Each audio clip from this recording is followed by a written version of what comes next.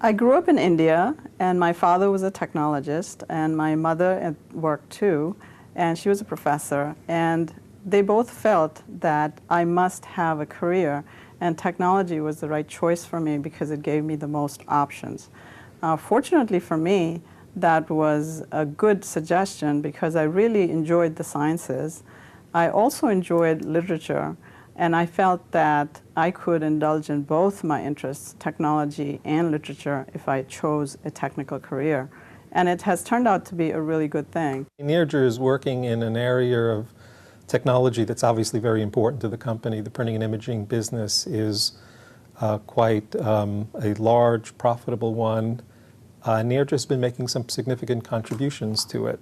So she has a passion about the things that she does. She's worked on some of the educational initiatives to get more women into technology, both I think here in the US as well as working with groups in India.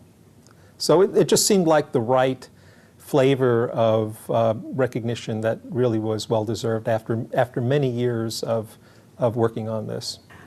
I think the real issue for women and minorities is that they're not plugged into the social networks, and so they don't even see the opportunities.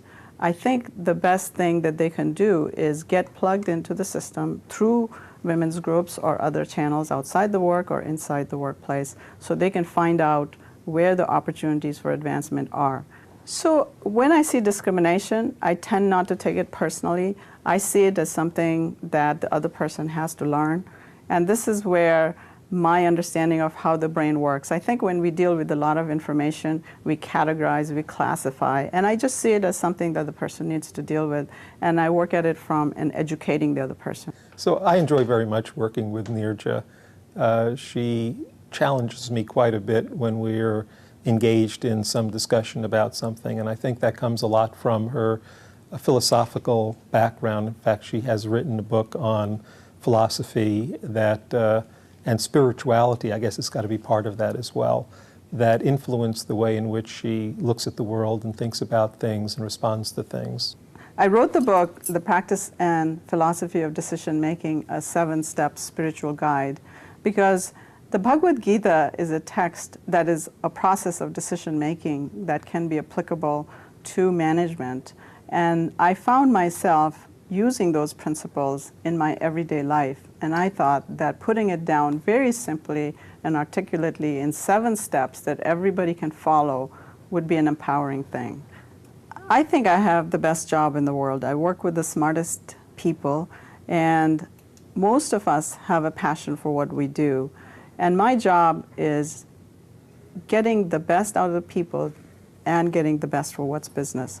So if the people we have are engaged in something they're passionate about, and there's a business reason for doing it, then we get the best results. That's when the magic happens. I was surprised and deeply honored to have been chosen by WITI to be inducted into the Hall of Fame.